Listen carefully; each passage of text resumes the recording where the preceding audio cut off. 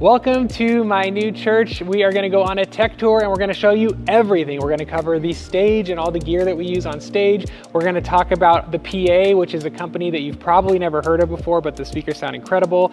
We're going to talk about front of house audio, video and broadcast setup, our lighting rig, the green room, the backstage area, and our storage closets, and we're going to go in that order.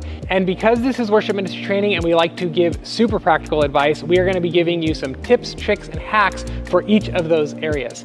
And so you'll learn some things along the way, not just be inspired. Next to me, I have my good friend, Brian Johnson, who is our production director here, and he is incredible. He's a guru. I used to work at a church of 10,000 people, like a super mega church, and this church here is about 1,200 people. And the tech that Brian has built here far surpasses the tech and the production quality of my mega church that I used to be at. And so we're bringing Brian along for the journey to get his hot takes, his advice, his wisdom, and all the model numbers for all you super geeky people. So hello, Brian, glad you're here. Yeah, glad to be here. It's gonna be fun. It's gonna be fun. So let's jump into our first area, which is our stage. We're gonna go through all of our instruments and what we're doing for each of those and share some hacks with you there. So we are starting with the drums, the foundation of every band. And so we're gonna be talking about all the details of the drums. And first of all, we have a full plexiglass drum cage with the top and the back with acoustic padding inside. This thing's amazing. It's not to say that there's not some drawbacks, but the fact that the stage noise is like, it's almost so zero. low. It's crazy low. There's no bleed into the vocal mics. It's great. So we love it. Let's get inside the drum cage. We'll talk about each of the drums and the mics and our favorite mics. Here we go. All right, so we are in the drum cage. Brian, talk us through how you're miking everything. We have some overheads here. What are these? Yeah, so these are 414s, AKG 414s. 57 on the snare top. And the snare bottom is actually an AKG 451. We're also using another AKG 451 on the hi-hat. This was a big change recently. We put new mics here. I want you to tell us about these tom mics because they made a huge difference for us. So these are the new Sennheiser 421 Compact. And they came out, and 421s are just a classic tom mic. You've probably heard it on countless recordings. They came out with a smaller version, and it has a mount, so you can clip it right on there. And they sound great. We love them. And the reason we went with these new tom mics is because you were using something else and we were having a hard time on our live stream getting the low end out of the toms. You bought these and it immediately made a huge difference in the low end from the tom. So if you're looking to get better, bigger, fatter tom sounds, get these Sennheiser, what are these? 421 Great. Compact. And we're going to list every single piece of gear that we mention in this video. You can put your email in and we'll send you every single link to all of these. Also notice the cymbals are dark. We have dark crash here and a custom hybrid ride. I think it's a K-Dark, maybe not.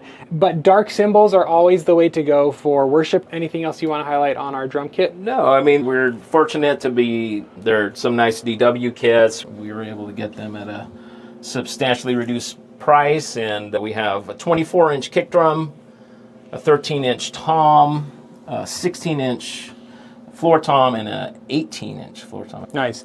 And how are we miking our kick? Our kick is mic'd inside with an Audix D6, and that is our main mic that we use. But you'll also see this big, huge mic on the outside, and that's a DW Moon mic. And that's what we would call like a sub kick. So really it's just tuned to just get the very extreme low end. And I'll be honest, we don't always use it all the time, but when we do use it, we tend to just feed it into the subwoofers, and it just gives just a little more if you need it. So nice. Yeah. And real quickly, we'll talk about my setup. It's just a Boss tuner here, straight into a DI, and that DI is by Radial Engineering Active Direct Box. So actually, what I prefer when a bass player shows up, honestly, is just they have their cable and they plug into a direct box. I'm not saying there's not some good pedals out there, but when you've got just straight in, we just know what we're getting. We've got this Rupert Neve DI. It's kind of new for us, and it's great. Love it. It just adds just a little bit of character, which is nice. So this is our keyboard rig and our MD area. This is where our music director sits. We'll talk about the MD mic and the gate that he's using on his microphone. But let's look into our keys rig, and I'll show you our new Aux keys. That's a second keyboard. I'll show you that as well. All right, so this is the keyboard area. We have kind of an older Nord Stage 3, but it's still working fine for us. And we have our tracks playback here. We don't do a ton of tracks, but sometimes we do, and our click is generated from there. Yeah, and just so everybody's clear, we use click and pads, backing pads, and click track for every song, but only if you look here at our setup for like 2 Sundays ago, it's the only song with tracks is the Phil Wickham song Battle Belongs, okay? But the rest of them are just click and backing pad. We personally have like killer musicians and we don't need tracks to fill in the sound. Also, our MD uses this Akai Professional LPD8 to trigger the songs, to switch to the next song and to start it. And so he's using that so he doesn't have to use the mouse and keyboard. And we're running all this through a Mac Mini that's underneath inside of our rack, which we'll show you in just a second. But we can go back to our keyboard. One small thing, guys, this is, like I said, these little tips and hacks. We just put black gaff tape over the outside logos so that on camera it just looks cleaner. Yeah, so little looks nicer. Yeah. Especially sometimes this keyboard gets moved and it's right behind our pastor when he's preaching. So, you know, they're just not distracted by a bunch of logos. So the keyboard is actually, this is a rack mount Radial JD6. It's a passive direct box, and there's 6 of them in a rack. And we're just coming out stereo here into that DI. Yes. And it's powered by a Furman power strip or some sort of power strip. Yeah, just an older Furman power strip is just powering everything. And so everything's hooked up to that. You turn it on, it turns everything on. Yeah, That's the nice thing, guys, is kind of set up your racks and stuff to be like one button turns everything on. Yeah. I like that. Now, one thing we should point out is this whole rig is on a mobile platform. So this platform was custom designed by somebody that attended the church, and this does get moved. So we've contained everything on here so that it can kind of roll around and move as needed. We're running our tracks and click and slate and that stuff through this RME DigiFace. Now, this is a bit of a luxury item. It's not necessary. You can just go straight with a Dante virtual sound card on your computer. However, this does have a couple benefits, and since this stays here all the time, then we don't have to keep rerouting things. If somebody comes in with a new computer, they can connect to that, and maybe we can explain that more in detail later. But that's a great little device to just get a whole bunch of Dante channels out of your computer. Yeah, let me explain what Dante is, just in case you don't know, but for those of you who have the capability and the budget for this, I would encourage you to send any sort of computer-based signal to your sound console through Dante. Instead of converting your computer signal into audio and then plugging it into an XLR and then sending it to your digital snake and then converting it back into digital and then sending that to your soundboard, you can avoid all those conversions by sending signal from your computer to your board through Dante. And Dante is just sending digital audio directly from your computer for like keyboard sounds or track sounds or those types of things, sending it digitally through an Ethernet cable. And I'll show you another Dante setup that we have when we talk about our aux keys next. But Dante sends cleaner signal, clearer signal, and you don't have all the conversions to degrade your audio. Okay, let's talk about our MD mic, and then we'll talk about our aux keyboard. So guys, this is our MD mic. Our MD sits here, and this is just a random mic we have laying around. And we feed this into the in-ears of the musicians, and he can give instructions while the band is going. But another great thing we have attached to the MD mic is this called OptoGate. And what the OptoGate does is when the MD gets close to the mic, it opens up the microphone and allows sound to pass through. But if I don't know if you can see this, but there's a little laser. Yeah, a little. So if I'm close versus far away, it'll change. Sorry, we're throwing it up. There we go. And so then when he's not talking and he backs off, then the mic shuts off, and it just kind of minimizes stage noise and, you know, echo in people's in-ears. Especially if you have anybody with an MD mic near a drum set. These are a must-have. They're absolutely great. Yeah, so it's a laser-based gate, so it'll close the signal when he's not close enough to talk. And then when he leans in, it's there. Okay, let's talk about our awesome new Aux Keys rig that we're setting up. Okay, so you might be saying, Alex, why are there 2 keyboard rigs? Well, great question.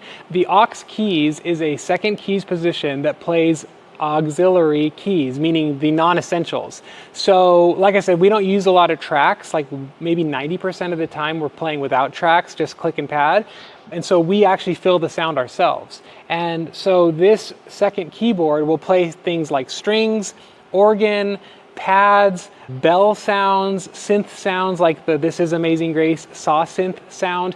They can all be played from here, and we've set it up through main stage, and I'm going to make a whole other video about this, so be sure to subscribe. And in that video that I'm going to make, I'm going to give you this file to have all these sounds yourself. So subscribe and watch that video when it comes out. But the Aux Keys position is really good because it's a great place for new keyboard players to be able to play, because they don't have to play a lot of complicated stuff. It's more about the sounds and the textures. They don't have to be fancy on keys as long as they're playing the right notes. It's a great way to get more people involved on your team, and it really allows your team to be built from the inside. And each of these faders are mapped to our main stage to have different sounds so you can blend them. And then we have the mod wheel to increase the attack or the bite of the sounds. We're using a Nectar Impact LX88, and then we're running main stage on a Mac. This one is also hooked up via Dante. And so if you look on the back of this adapter, there is an Ethernet cable so that the audio comes right out of the computer. It goes into the Ethernet cable and it goes straight to the soundboard without any conversions because of Dante. So if you don't use Dante, check it out, okay? You can just Google search Dante. All right, next let's talk about our percussion setup. All right, so another great secondary position that's great for getting more people involved, just like the Aux Keys, is the percussion setup. And I love using percussion for people who have rhythm, but maybe they're not great drummers yet. It's a great way to get more people involved on your team. And I made an entire video about this little setup that we're about to show you with this drum pad. And so I'll link that video below, but we have a drum pad, a tambourine, a shaker, and then these mallets, and this nice dark, this is an Istanbul dark Agop cymbal, a traditional Istanbul cymbal from Turkey. They're very expensive, but they are super warm and beautiful sounding, so they're very musical. So for this drum pad, we are using the Legato. I don't know the model number, but again, if you want to get all of the gear, enter your email, we'll send you a list of everything we mentioned. But the Legato is twice as cheap as the SPDSX by Roland, so it does all the same stuff, but it's half the price. And that's why I bought 2 of them. I bought one for here and one for the youth room, and so I can train the youth kids. But we've just set up some unique sounds, and we've labeled them with bright green spike tape, so it's really easy to read, especially in the dark, if the stage is ever dark for like Good Friday or whatever. So you can just see we've labeled everything clearly, and the Legato is awesome. And if you want to get all the gear that we mentioned, we're gonna put all of it below. Just click the link, enter your email, we'll send you everything. We're just miking really just one overhead. This is a Microtech Gefell M300, but honestly, we would just use any high quality condenser mic for it. This catches the shakers, the tambourine, and the cymbal. And when they do use this, the shaker has so much less output than, say, the tambourine. So the people have to kind of they do the shaker close and they back off on the tambourine, and you kind of play with it that way. So this is pretty simple. We just have 1/4 inch out of the drum pad, and we're going into stereo radial DI. And this might be a good chance to talk about direct boxes, because there's kind of 2 main types. There's your active DIs, and then there's passive DIs. And as a quick general rule of thumb, if you have an active source, like this is a powered active output, then you can run it into a passive DI. Active DIs, if you have things that have lower output, you can run them into active. Now, active you can actually kind of use everywhere, but that's just kind of the general rule of thumb. Sweet. All right, let's talk about microphones, and then we'll talk about this rack over here, our wireless rack. All right, we just wanted to talk about our vocal mics and also this incredible iPad stand that Brian found recently, or not recently, but he loves it and I love it too, and we'll show you why we love it. But in terms of the vocal mic, I am using, Brian suggested this and we are so happy with it. a DPA 2028. Sounds incredible. It's a condenser mic, which means it picks up more. That's why it's good that the drums are behind glass. We did an entire video about how to A/B test your mics to find the best microphone for your vocal. I will link that video below, but you should test different microphone capsules or heads, microphone capsules or heads for your voice. So test out different ones. Brian and I did that when I first got here, and after a few tests, we didn't land on this one, and then later he came back and said, let's also try this one, and this one was the winner. And it just sounds incredible on my voice. One last thing before Brian mentions a few things. This little guitar pick thing, if you are a guitar playing worship leader and you get one of these and put it on your mic stand, you can just put the pick right here, a couple of them, and if you ever drop your pick, it's just sitting right there to grab right off there and keep going. So I will link that as well below, but I love this little guy. You want to tell us about your iPad stands? Yeah, so these are our iPads. This is an older iPad actually. But we have these mounts made by Joy Factory, and they're great. They're a little on the pricey side, but when it comes to like stands and mounts and things that you're going to moving around a lot, I kind of encourage you not to cheese out and get some cheap plastic things. So this is great. It holds up great. What it is it's integrated with the case for the iPad, which has a magnetic kind of circle there, and it just snaps into place. But if you need even more security, you could thumb screw it in there, and then it's not coming off at all. And it also rotates really well, so.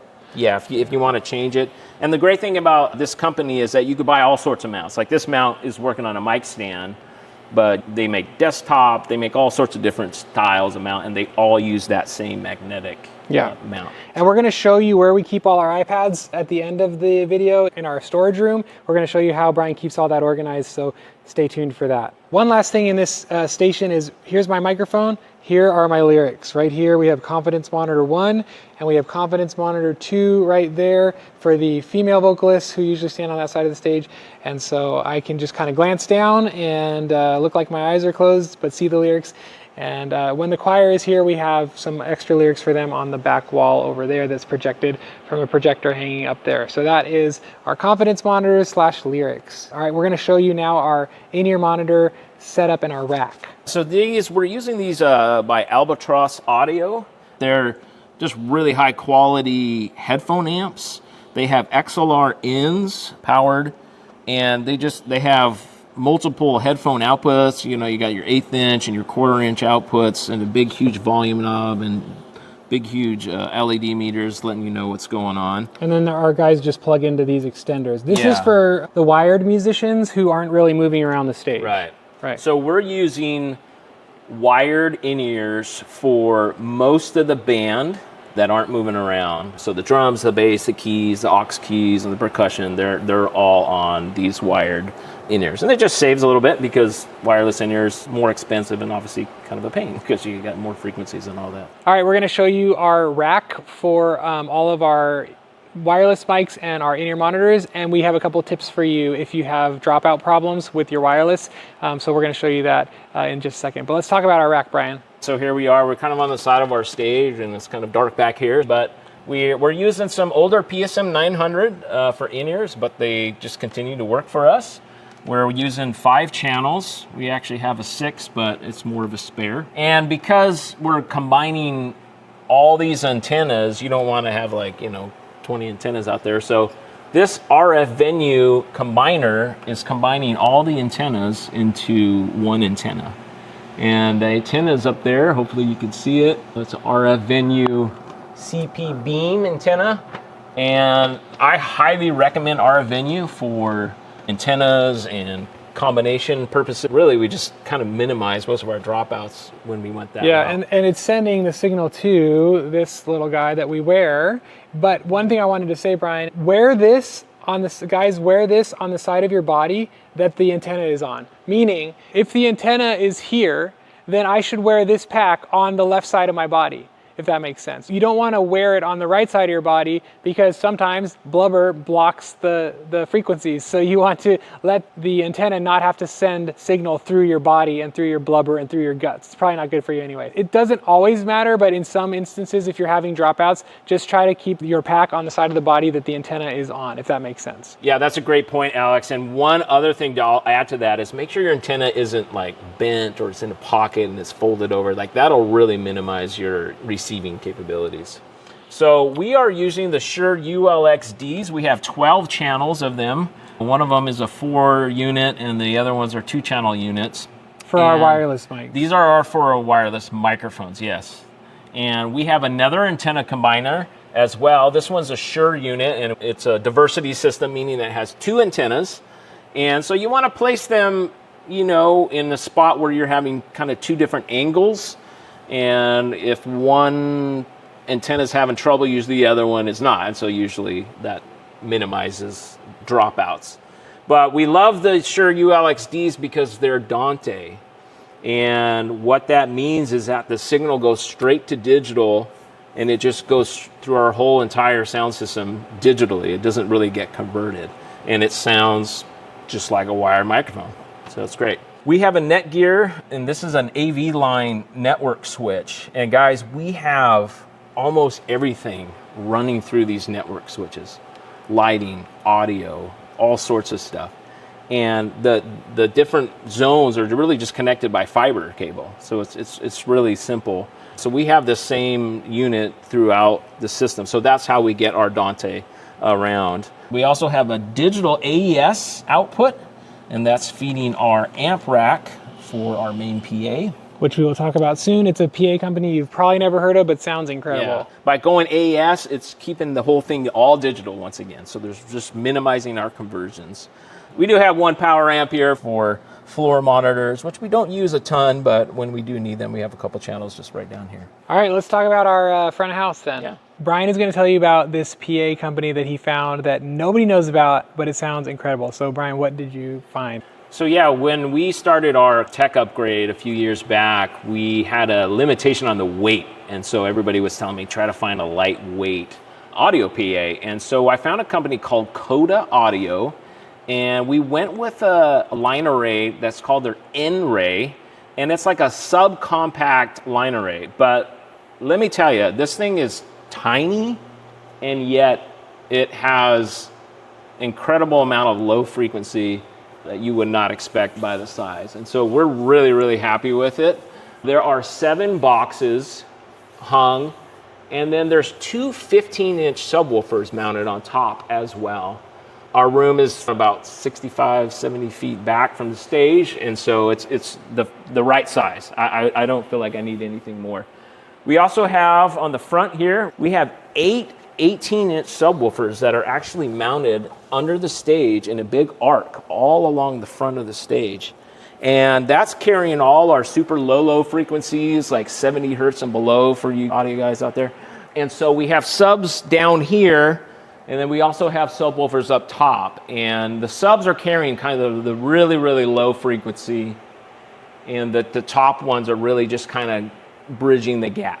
We also have these front fills. These are little Hops 5 by Coda Audio. They're great little subcompact, little front fills, low profile, and they just kind of fill in that first little 6 feet or so when you're getting close to the stage and you're kind of missing the main PA. So yeah, we're really happy.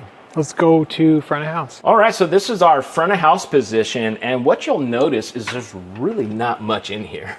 We have our 2 soundboards, and our main one is a CL5, Yamaha CL5. It's a legacy unit at this point, but it's still just a great workhorse. When we did the upgrades we were able to do, you know, there's always a budget decision you have to make, and we decided to keep our existing consoles, and I still think it was the right move so we can get some of the other stuff going. And the CL5 is great. We are using a CL1, a smaller version, and this is for the in-ear monitors. And so by having 2 separate consoles, we can have different EQs and different compressions for in-ears versus front of house, and it just kind of keeps them separated. So that's why we have the 2 consoles here. Once again, another network switch where all the Dante audio is passed through. And most of all our playback music and whatnot is done upstairs, which we'll show you. So we don't even really have that going down here. Obviously, we have a little talkback mic. When we need to talk to the musicians, they have in-ears in there, they can't hear us, so we need to be able to talk to them. And we've just programmed one of our buttons, and we've labeled it talk, and it's a latching button, so when you press it, they hear you. When you let go, it turns off. So we're gonna take you upstairs to our video room and show you how we do video and broadcast audio. Then we're gonna show you more about our lighting and then cameras and the green room still and our workroom. So there's still much more to come. Let's go upstairs.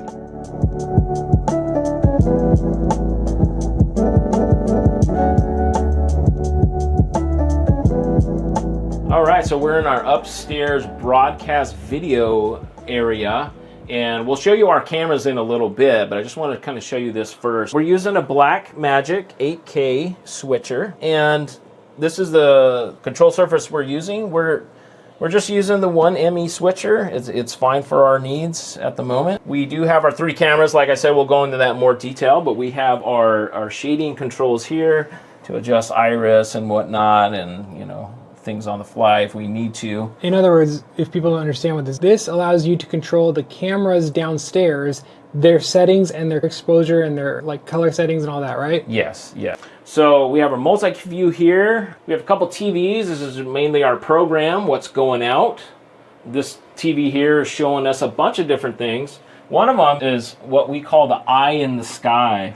Okay, and so that's basically just a camera that's looking out. We don't use it on our live stream at all, but it's just a wide shot camera so the team can see and our broadcast audio engineer can see what's going on. It's right behind you, right? It's this guy right there.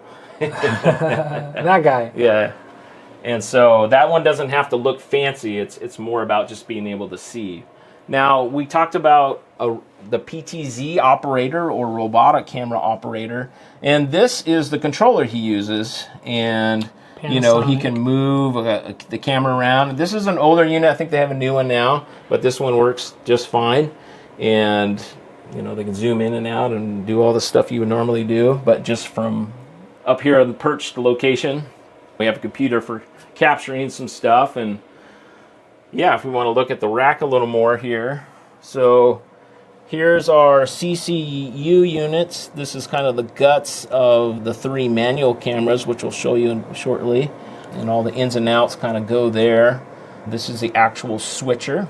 Now this is an important device here, and I highly recommend it. It's called a Smart Video Hub, and what it does is it brings all the video signals, or I should say 95% of the video signals come to this unit, and it's like a digital patch bay, and you can route things however you want.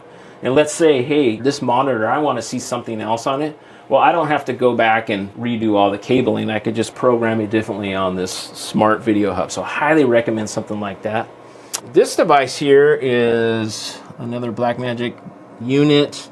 Forget the name of it actually, but what it does is we shoot in 4K or UHD 4K, but our live stream is 1080p, and some of our equipment around here still requires 1080p. So this kind of dumbs down the signal from 4K to 1080 and minimal latency, so that's good. We have some recorders up here that we can record different things on SSD hard drives. And then once again, another network switch here that is, like I said, how we're moving all this stuff around the facility through network switches and fiber. All right, so these are our camera setups, or at least one of our camera setups down here on the floor.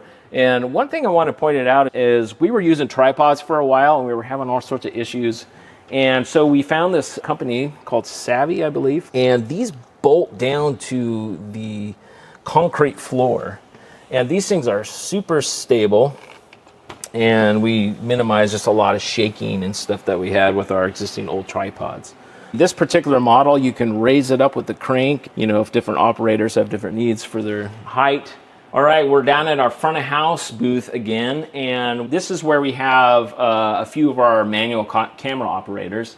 And we are currently using Panasonic HC3900 units. They're 2/3 inch sensors. And we have kind of a standard zoom lens. We don't have anything crazy on our lenses, pretty much because we're not too far back. And so we found that these lenses are just working fine for us. If you're further back, you might need a more powerful zoom. But yeah, we're pretty happy with them. Like I said, they're on these stands that are bolted to the concrete, and our monitor there. We've got zoom controls here, focus controls here, and the operators, can adjust things to how they like it. Our PTZ camera is over there, and that is a Panasonic UE150, I believe. And that's a pretty high quality PTZ camera, and it looks pretty similar, as similar as possible to our other manual cameras. And because it's the same manufacturer, the kind of coloring is kind of similar, so that's very helpful. Currently, the PTZ is just up on a tripod, and that's kind of a temporary thing. We're going to eventually give that a permanent home, but that's where it's living right now. Cool. And we are going to go look at the slider camera on stage just to show you guys that.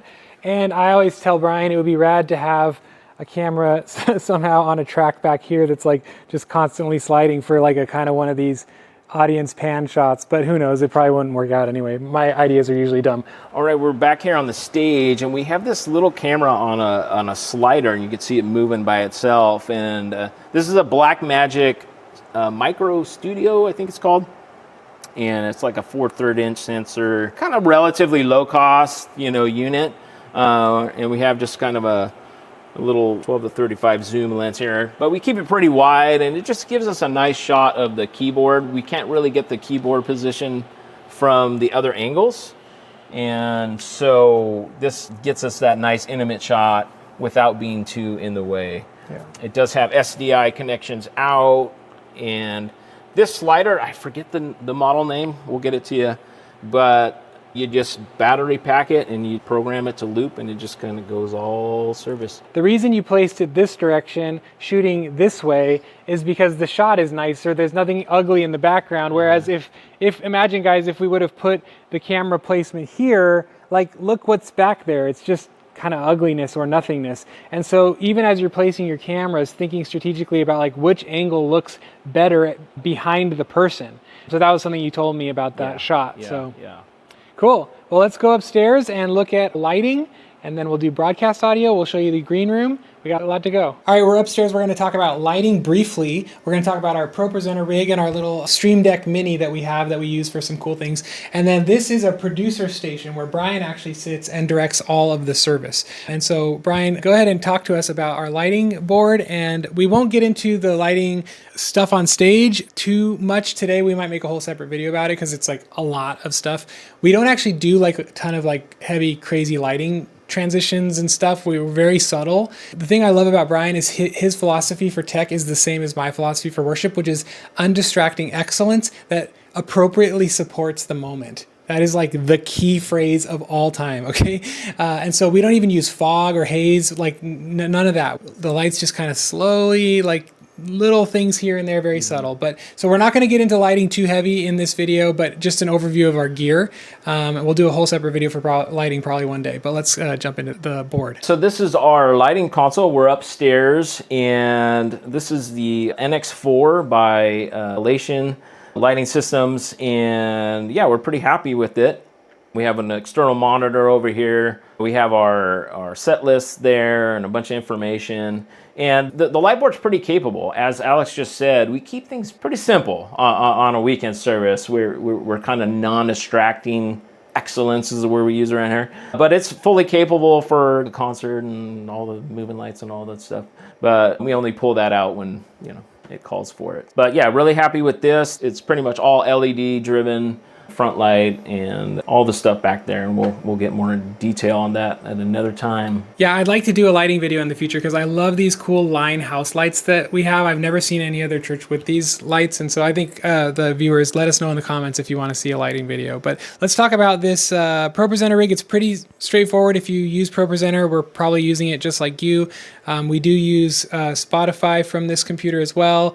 You want to say anything about the ProPresenter, and then maybe tell us how you're using this cool little Stream Deck that you've programmed? Yeah, definitely using ProPresenter, probably just like anybody else. We do have a breakout box that's sending different outputs, so we can do proper alpha keying, which is sending the lower third lyrics on the live stream, right? So we have a box that breaks out all those outputs under the hood that you can't really see. But yeah, the Stream Deck, these are cool little units, and we've just got a program for a few things. We can just play and start our Spotify super easy. We can load ProPresenter. We've set a couple timers, countdown clocks, and we can just hit that button and it just pops up. And we also have a clear button if we need to clear it out. We have a timer that we actually engage when our pastors kind of start preaching their sermon, just so they can gauge where they're at. But if there's some reason to restart it, we have a button for that program there. It's just a nice little handy thing. Sure, you can do all that stuff in ProPresenter, but it's just a quick hit a button. And even since I'm sitting right over there, if I need to, I can lean over and hit a button if the ProPresenter operator is occupied. Let's talk lastly about this station here, your producer station. There's lots of cool things. I definitely want you to tell us about this amazing button right there. So this is normally where I sit during the service, and really my job, I feel like, is just to keep everybody in sync and everybody knowing what's going on. You'll notice I have a multi-view of the video system, and so if I feel like, you know, a shot might need to happen, I can kind of backseat drive a little bit with my video director and say, hey, I think there's a guitar part coming up here. This is actually an older analog Clearcom system, but it still works great for us, and this allows us to talk to all the teams and, you know, hey, so-and-so's coming up, this is happening, cue the video, and everybody can hear. This button and this microphone, however, is something that we custom wired up so that I can talk to Alex when he's leading worship. If there's just something during sound check or even during service, I hit that button and I can suddenly, my mic engages and it's routed through the in-ear system down there. It's got a nice little light so you kind of know when it's being engaged. I think I found this on Amazon for fairly cheap, and it works great. This mic, super like high quality and super nice to touch. yeah. And we don't use it that often, but when we do, it can be pretty helpful. I also have a laptop here, and right now I have the software version of the ATEM control, which controls the switcher, but I can monitor the live stream, make sure the live stream is working, and pull up other things on the computer as needed. Now we're going to go to the broadcast audio room and show you that. All right, we are upstairs in our broadcast room, and you probably don't know this, but Brian and I actually did an audio fundamentals course. It's actually a master class of audio where Brian, sitting right here at this console, shows how to mix step by step. So I'll link that below in the video. But this is where we mix for broadcast. The reason I'm talking is not because I'm an audio guru, but I wanted to point out that there's sound panels above me, there's sound panels on the wall to my right, there's sound panels over here on the left, and there's big couches in here to absorb sound. You want to treat the room that you're mixing in for your broadcast, and you'll even notice the speaker placement. Often when I see other churches do their broadcast rooms, they put their speakers in the corner. That's a horrible place for a speaker. It's just bass buildup and reflections everywhere. So our speakers are actually like 4 or 5 feet off the wall on speaker stands, proper speaker stands to decouple them from the floor or the desk to create vibrations that shouldn't be there. They have gigantic foam panels behind them. My point is, treat your audio broadcast room with panels. Please do that. The other thing that I often see in churches is the broadcast room is attached to the sanctuary. And so you'll get a lot of like rumble from the subwoofers and the low end frequencies coming through the walls. And then your mix, you'll assume that that's coming from your speakers, but you're actually not including it in your mix, the low end in your mix. And so your mix might be too thin. It might not have enough low end or beef to it because you're hearing the sound come through the walls. And so if possible, try to have your broadcast audio room separated from your sanctuary by at least a big room or some walls, thick walls or something like that. So those are a couple things. Actually, there's one last thing I wanted to show you. There is this Akai professional MIDI controller, and this thing was used to change keys on our auto-tune. Yes, we auto-tune our vocals for live stream. It just tightens all the harmonies up. And so they used to have each of these pads would be a key. And so they could just hit that and it would change the key on the auto-tune plugin. I just want to at least put that idea out there for you because you're like, well, I didn't know I could do that. Yes, try to MIDI map certain MIDI controllers to change the keys of your auto-tune so you can switch between songs quickly. So that's all I'll say, and then I'll let Brian show you the real stuff. Just a couple things to point out. We have a big TV monitor right there because the engineer is isolated. He can't see anything. So He's got the video feed as well as that eye in the sky camera we talked about earlier, where it's just big white shot of the stage so he can see what's going on. We're also using another CL5 here. The interesting part about this position though is that we're primarily using the CL5 for mostly just routing.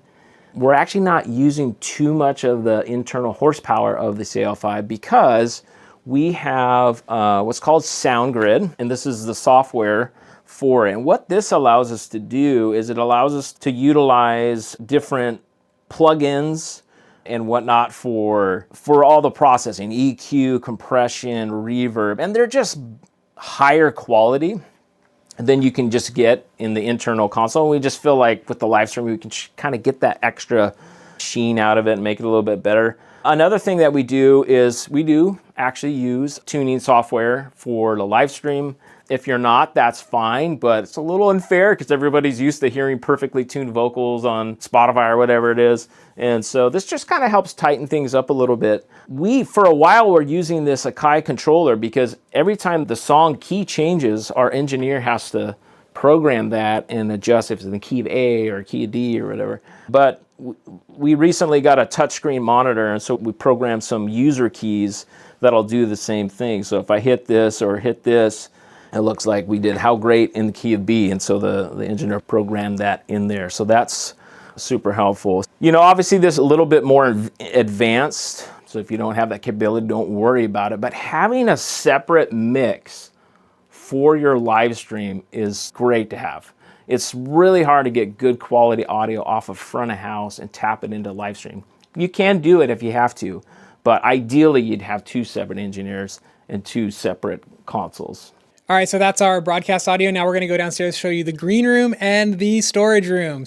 While we were walking to the green room, we thought we would pause to show you our translator booth. So just real quick, you can see there's a little console here with a little microphone, and we have a Chinese translator. She talks right into that. She can see what's happening on the screen. Brian, anything else you want to add about the translator? We have a Wi-Fi based translation system, so they can get an app and use their own headphones or earbuds or whatever, and they can hear it translated. So that's great. Oh, and speaking of headphones, you forgot to show us your comm headset that you love. Oh, yeah. Let's go look at that right now. Check this out. Brian's going to pick it up and show you why he loves this thing. So I am prone to getting headaches if I wear a big heavy headset on my head, plus it messes up my hair.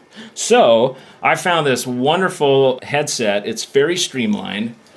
Goes around my ear, and it has an in-ear, an actual in-ear, so it's very isolating if I need it, and it's just lightweight, and it's easy to have on, and I love it. And you look like Britney Spears. Yeah, there you go, and that's what I've always wanted. So, but if I don't need it, then I can just use the regular mic that's attached to the clear clump unit, but I have both options. Hit me, Brian, one more time. All right, we are in our green room, which is directly connected to our sanctuary, and this is where the band spends services. Now, right now it's kind of bare bones. I've been here at my church for about a year, and I have a lot of ideas for what I want to do. It's not done yet, but a few things that are important in your green room. Feed your troops. So the snack table, we usually try to put some real healthy like nuts and stuff that's not going to spike their sugar, cause them to crash, cause them to have brain fog. Of course we have donuts too though. But healthy snacks. We have a TV in here so they can see what's going on in service. We always run a pre-service meeting in this room, and we ask the pastor, what are you talking about 5 minutes before you're done? And they'll usually tell us, oh, when you see this slide. So that's a small tip. It's like we have that pre-service meeting and find out from the pastor what the 5 minute before slide is so that you can kind of be ready with your team. Right here, you'll see this is new. We have a little nuts and bolts drawer. This is literally from the hardware store, nuts and bolts drawers. And we label each team member's name with a label maker. Very important for tech stuff, label makers. And they keep their in-ear monitors here so they don't leave them. We used to just keep the foam tips in here, but what we've been doing recently is we bought these KZ $17 in-ear monitors that sound amazing. Also linked below. So remember, so put your email in and we will send you every piece of gear we mentioned. So these are 17 bucks and they sound incredible. And so everybody, when they're scheduled, they come into this room, they grab their in-ear monitors, and when they're done, they put them back here, and so nobody forgets them at home or whatever.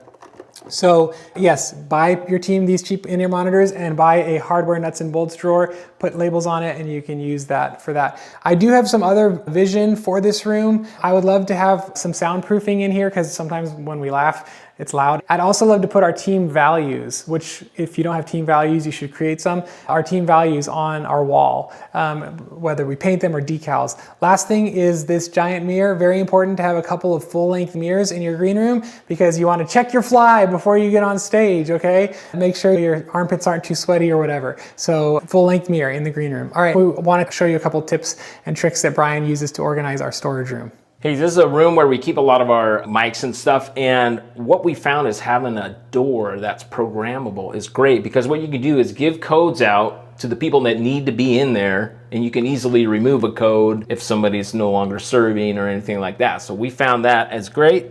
You're just in there and punch the number, but I can't tell you. Ready? Here we go. All right, so we are kind of in the innards of the church here. This is not the area we normally show people, but a little bit more messier in here. But this is kind of a storage workroom. And you'll notice here on the desk, we've got soldering irons, and we've got scissors and pencils, and we've got cable testers, and we've got a label maker, and we've got contact cleaner. We've got all the stuff to like fix things and fix cables, and hey, if you don't have the personnel to fix cables, that's fine. But if you can, you just save a bunch of money by making your own cables or fixing cables here and there. So we got all that kind of tools going. This here is how we store our iPads. So we use the iPads. All the musicians have one to control their inner mixes and also look at lyrics. And we had these wooden things that actually used to store gels for lights back when we had conventional lights. So we converted them to iPad storage. It's great. We have a set for the worship center, and we also have a set for kind of our auxiliary room where like our youth is and stuff like that. Can I share two things? Look at how organized Brian is, guys. Black iPads with black tape, and meaning that the iPads themselves are actually black iPads. White iPads with white tape, and look at their white iPads. One last thing I wanted to highlight, because I just think it's so boss, is look, you put literally on the wallpaper, you put vocals, you know, for the 290s rooms. So you're like literally making it easy to know which iPad to use. So that's another little small hack that I saw that I was like, Brian's a genius. This is why Brian is the mad genius that I appreciate. So here's just kind of an old metal container, and we just converted it to store a wireless mic. So wireless mic 1, wireless mic 2. Let's talk about the different heads we use. So we love these DPA 2028s. Yeah. We have other ones as well that we love as well, which is... Yeah, so we have the Shure KSM9, a condenser, very nice, has a little bit more high end. We have found that the DPAs are just a tad smoother, but also another condenser, very, I guess, neutral sounding, very not hyped in any way, so that we like that because our PA is pretty clear. We also have some other capsules. We got a drawer of just random other. We've got, if we needed a dynamic mic, we've got one. We also have that one, that's what I was looking for. This was our winner of our shootout, but we ended up moving to another winner. Yeah, this is an SEV7. This is a very inexpensive mic. I don't know, maybe 120 bucks, or capsule, I'm sorry. And dynamic, and actually sounds really great as a dynamic mic. It definitely beats a 58 by a long shot. So the price discrepancy is huge between these, but I wouldn't say that this is that far behind it. It's still a great microphone. So it just depends on the application. And so we have different capsules for different needs. Batteries. So we use a ton of batteries, and we use end-of-loop batteries. I highly, highly recommend end-of-loop batteries. A lot of manufacturers sell their own rechargeable batteries. We just haven't done that just because we found them kind of costly, and we're fine with just putting in regular batteries. And hey, after a year, if these start to kind of lose their output, then we just buy a new set, and it's not that much money. So, woo! Well, we have been on a whirlwind of a tour. I hope you enjoyed seeing all of the tech at my new church. And as you can see, Brian truly is a guru, a tech guru, and has so much knowledge. All of the links for all the gear that we talked about, you can get below. So click that link and put your email in. I will send you all of the links for everything we talked about. And Brian actually does do tech consults. If you're like looking at all this tech and you're like, man, this seems way over my head, but I do know we need to upgrade XYZ, I would encourage you to get in touch with Brian. He does Zoom consults for people out of the state of California or out of Los Angeles area. So if you're in a different state, you can still reach out to Brian.